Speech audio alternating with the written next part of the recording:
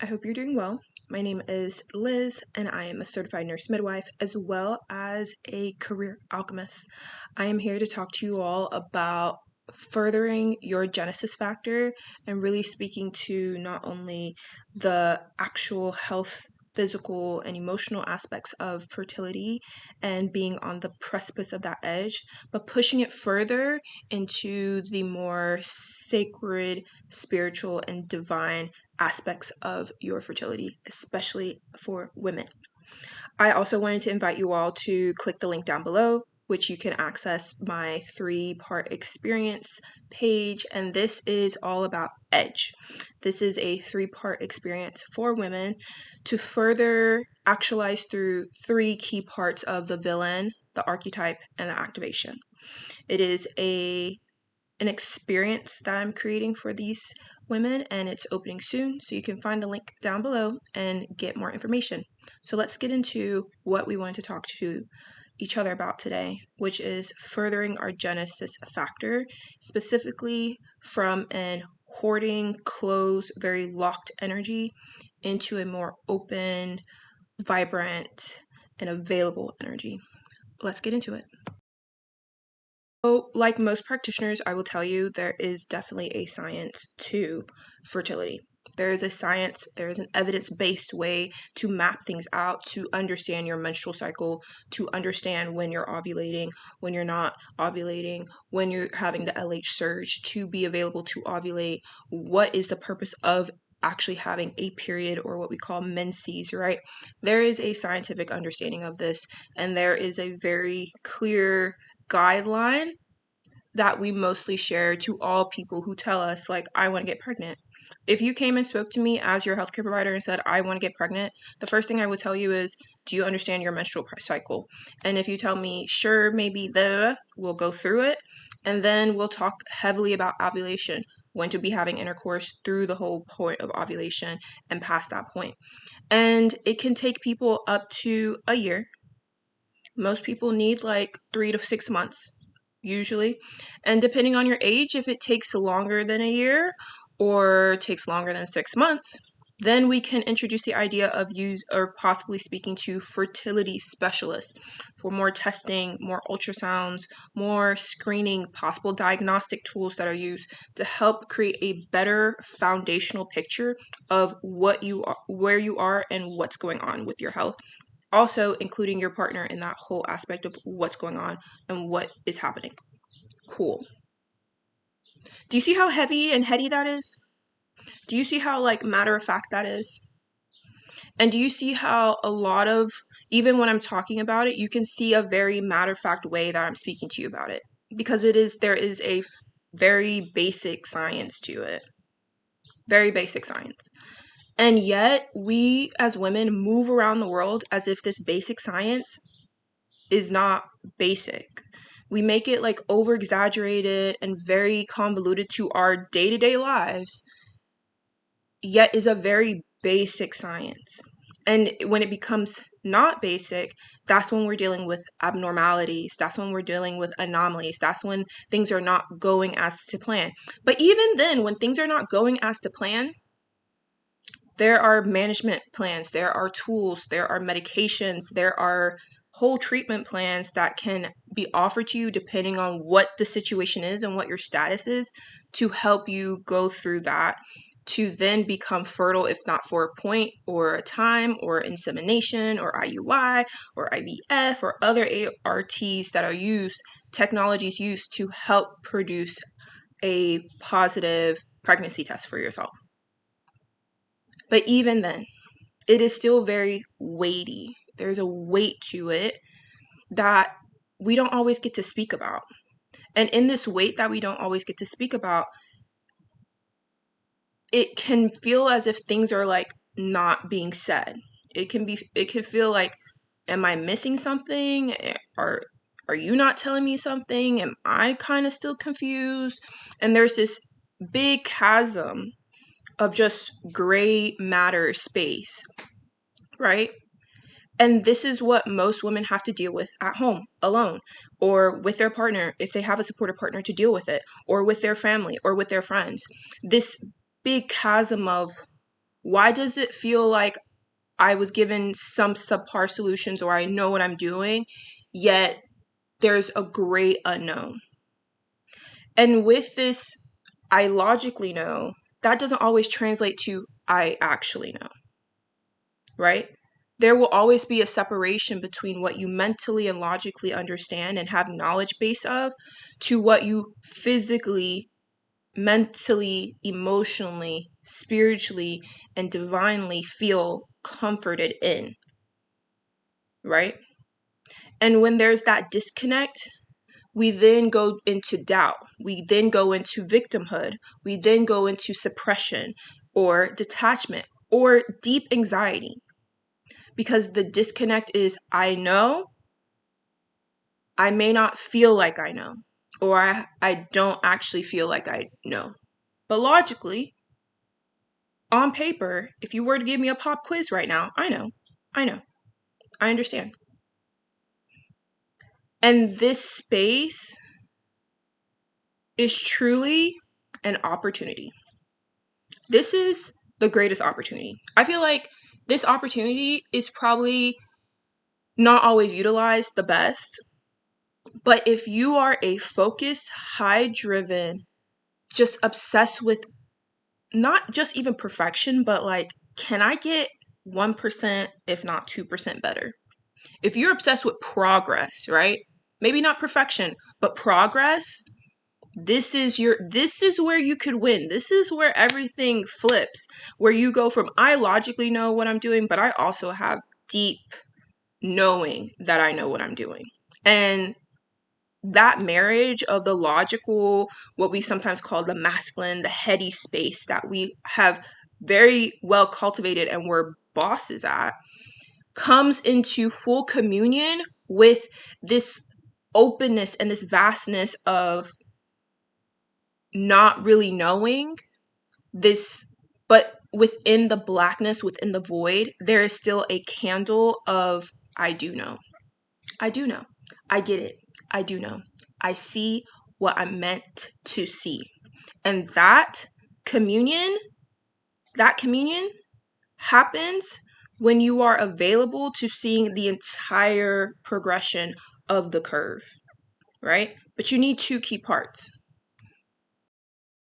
Two key parts that you know need to have to create this playing field where this communion can take place, this happy marriage should take place, is you need to know. You need to do research. You need to find a healthcare provider that actually speaks to you and you feel comfortable asking very pointed questions. If your healthcare provider brushes you off, minimizes whatever they're saying to you, answers a question, and yet you're still sitting there like, that didn't really answer what I said. You need either one, challenge, and I don't mean that to say you need to be disrespectful, by no means, no. Like, relax, all of us. But challenge the thought and say, well, what I actually wanted to really get into. And an honest healthcare provider will look you in the face and tell you when they reach the brink of their knowledge to tell you, you know what, I've actually never seen that in research. I'm going to have to be honest with you. I'm not sure right now, but I'll do some more digging and do some more research. And maybe I can connect you with another healthcare provider, another professional, another expert who can better alleviate or better meet your needs. Don't let the mumble jumble of, oh, we'll go through that. No, there is no go through this together. Fertility, and I mean that truly in the soul, very clear, obstructed lens of fertility for women. That's not meaning just infertility. I mean full fertility is a self-actualization journey within itself. It is a self-determination journey within itself. So you have to present yourself in a way that you are taking ownership of not only your health, but also the power of the Genesis factor, the power of your fertility, the power of your ability to create life, your ability to manifest forward in real time, to do what everyone says you should be doing, but the way in which you do it is uniquely your own. The way it happens is uniquely your own. And I talked about this in the first installment of the Genesis Factor, which you can find linked above. And in furthering this point, it comes through feeling guided, right? I always didn't really like the word of, oh, I'm helping patients. Yes, technically I am helping you. But there was like this weird mother energy associated with that to me that I was like, I'm not your mom. I'm not your mom. I don't want to mommy you. I don't want to like give off that vibe. So instead, you'll hear me change my speech because I learned this when I was in grad school. I decided to start saying, I am supporting women. I am helping to guide women. But the internal control, the internal focus, and that is why the term patient-centered care is such a important part of all that we do and should be doing in healthcare, is because the patient is the ultimate guide. The patient, you are the ultimate oracle. This is your care. This is your experience. Make it your own. Do what you need to do. Yet, and this is a big yet, and that's why I said you always need part one. You need to have the knowledge. You have to be informed, well informed. And that may mean going to different providers, okay? Getting a second opinion, doing good quality, like not even like research. You may not be able to fully delve into it to call it research. But if you're going to casually look something up, maybe don't just click the first 5 Google links that pop up. Maybe do a little bit more academic level research where you're reading an article or an academic article if you have access to them to actually like get into like what are the people who are at the frontier of this actually saying in regards to this topic, right? We can use the example of delayed cord clamping, right? So many people are like, we need to do delayed cord clamping. There's a lot of research out there, from not only my knowledge, but also my experience, and also what I know is clinically true. Delayed cord clamping is universally done. The degrees in which it's done is not standardized in the United States. And that being said, delayed cord clamping is also very focused on the actual baby and what they're presenting as. If your baby's fine, vigorous, crying, looking great, you can, okay, good. Delay cord clamping. If your baby is not looking vigorous, crying, looking good, we're not doing delayed cord clamping. We may need to move baby to a different position to get better airway clear access. But there is a nuance to the entire clinical picture at all stages of not only pregnancy, birth, and postpartum, but also in the beginning with conception and fertility. And through the lifespan of just even general annual women's care, all the way through complex conditions, through menopause and postmenopause. Having an informed knowledge base is the ultimate asset. If you don't know what you're talking about, then gain the knowledge and be curious about gaining the knowledge to figure out your deficits and fill in those holes. You should rely on your healthcare provider as a resource.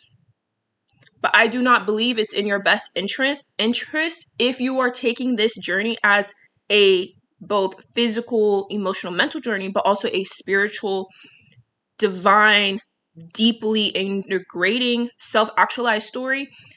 It was not going to behoove you to continue allowing your healthcare provider to be the oracle, the gatekeeper, the guide. They're simply guiding you. They're not the guide. You are the guide. You are the oracle. You are the person in charge here, as my mom likes to say. Who's in charge here? You're the person in charge here.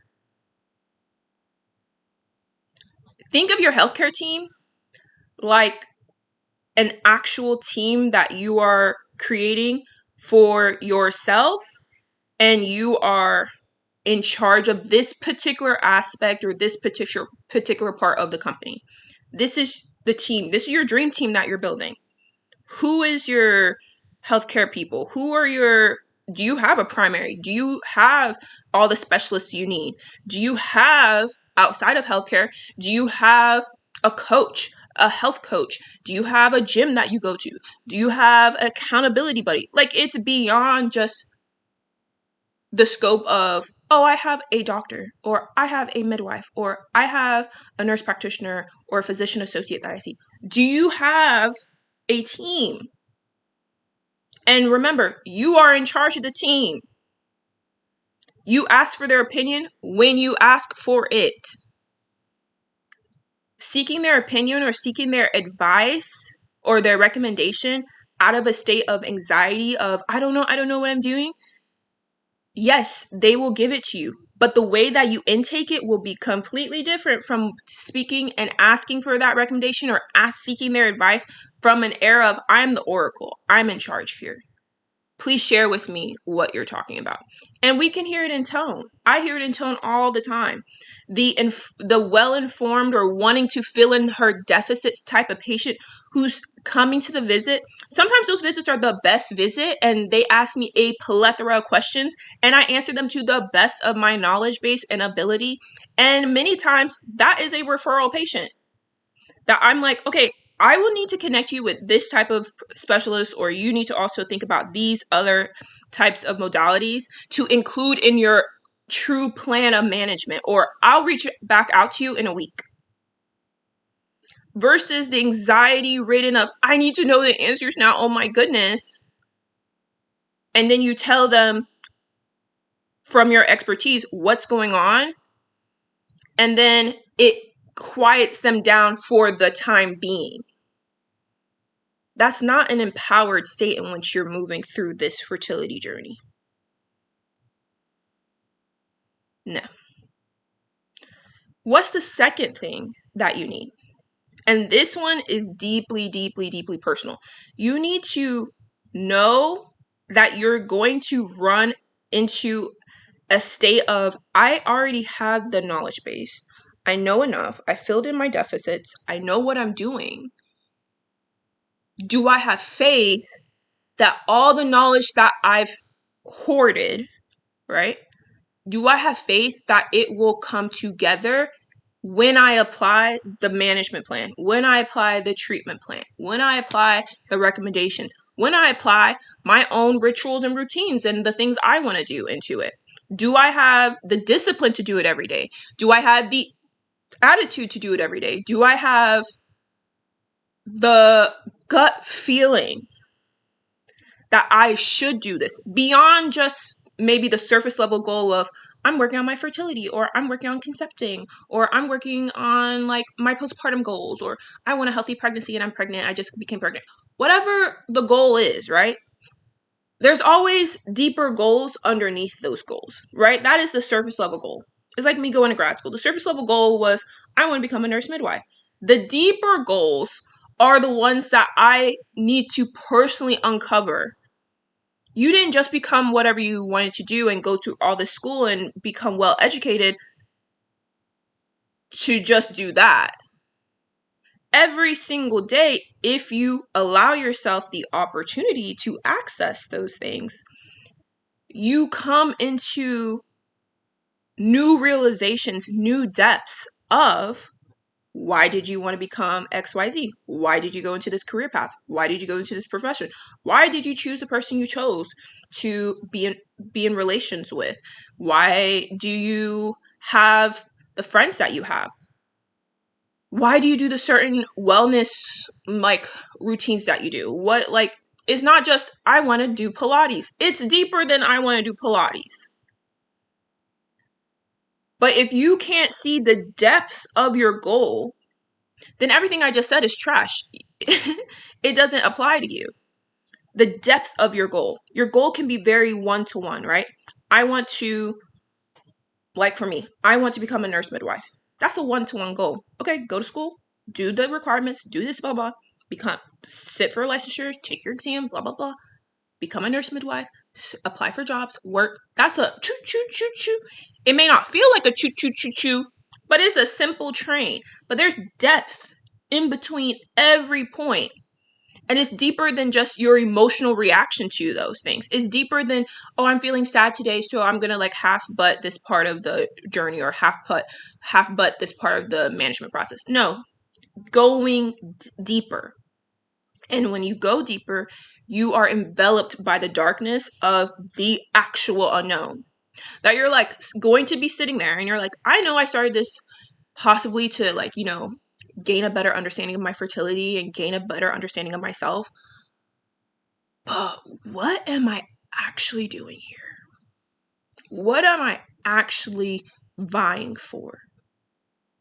What is my actual deepest end goal? And when you go through this process, you'll go through multiple iterations of the depth of your goal, multiple layers of the same goal in different perspectives and different lenses.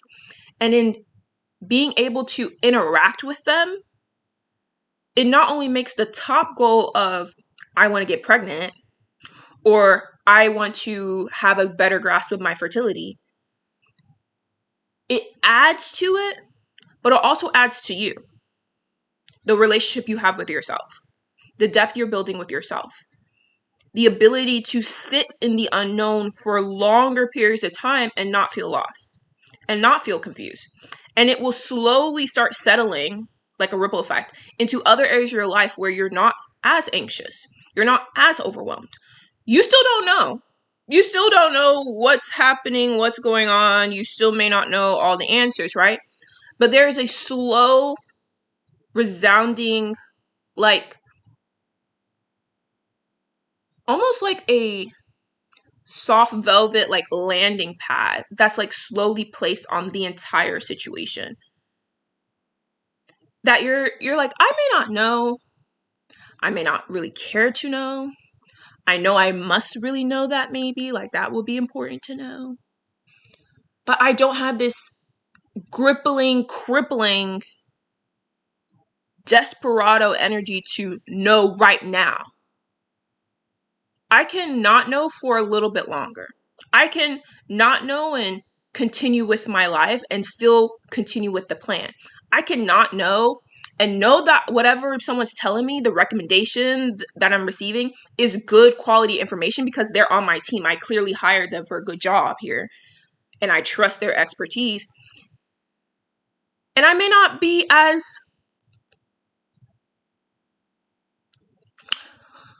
spontaneous to like move on and find the next thing I don't know and jump to unknowns to unknowns. I'm okay with where I am because I am getting deeper in the goal.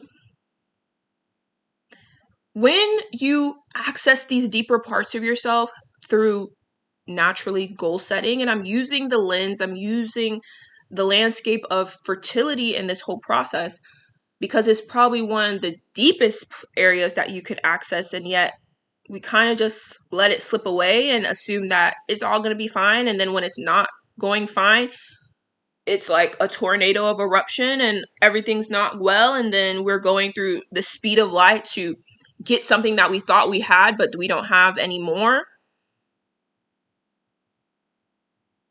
As chaotic and very traumatizing as all those experiences are, or very blissfully beautiful, right? That is still a one-to-one surface level type of thing. The depth is always available for you.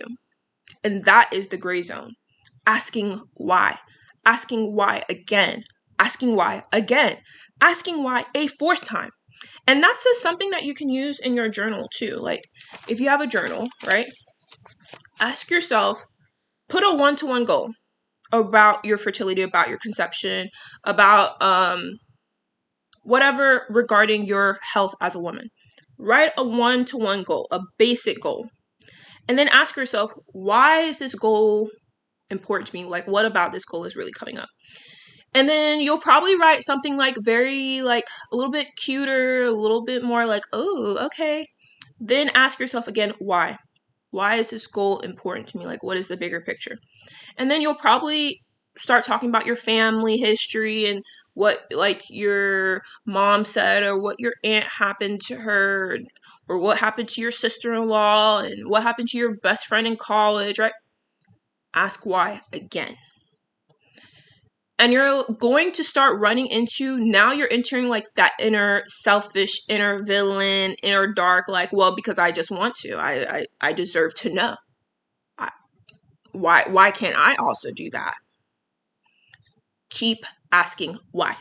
Keep going. Go past that point. And when you start hitting why number 8, why number 9, you will start getting a little dizzy. But now we're getting into the raw truths, the raw understandings. Now we can start activating ourselves. Now we can actually create the total light, the forever light in that chasm of darkness of unknowing. Because once you get to that 10th why and you're like, why is this my goal? And you've already like written heavily about all the different perspectives of why this goal is important to you. Each time you're doing that, you are also going deeper and deeper and deeper within yourself. And the final why will probably be the most selfish thing you probably have ever written. And it won't make sense, yet is deeply known to you. That is the deep unknown. When you write something, when you say something, when you do something that you have no clue what, when, where, how that even came up, never have you ever done that before, yet in your gut, in your heart, in your chest, in your mind, it is a deep knowing, like a homecoming to you, that you're like, wow, I think I cracked the code there. I think I cracked the code there. That is what I desire for not only myself, okay? It always starts with me. That's not only what I desire myself and what I push myself for, but also when I see those certain patients and they're doing that type of work, those are like the deep, like exciting appointments and interactions that I love. Like, let's actually go there. Let's actually go deep. Like, let's actually get into it. And that's what I'm offering you the space to do in Edge. To get into it, to get to the root of it all, that you're like, I've never said that before. That's kind of a wild statement to say. Yet, it's true for me. And it may be, if you actually allow yourself to believe it just for a second that you're hearing my voice, it may be true for other women. And then we unlock collective work. But that's for another time. I hope that you enjoyed this video. I hope that we kind of entered this new stage with ourselves and allowed for more opportunities. As I always say, the Genesis factor is about opportunity building, okay? What is your ROI? What is your asset? What is your portfolio? How can you use something that you have naturally and innately to create the life that you want, beyond children, beyond your business, beyond your work, beyond your career, beyond your family? How can you actually create a very full life with something that already starts within you and you have? I hope that you enjoyed this video. Please subscribe, please share, and I would love to know your comments down below. And please like this video. As I said, you can find the link to Edge down below in the description box, and I'll talk to you later. Bye.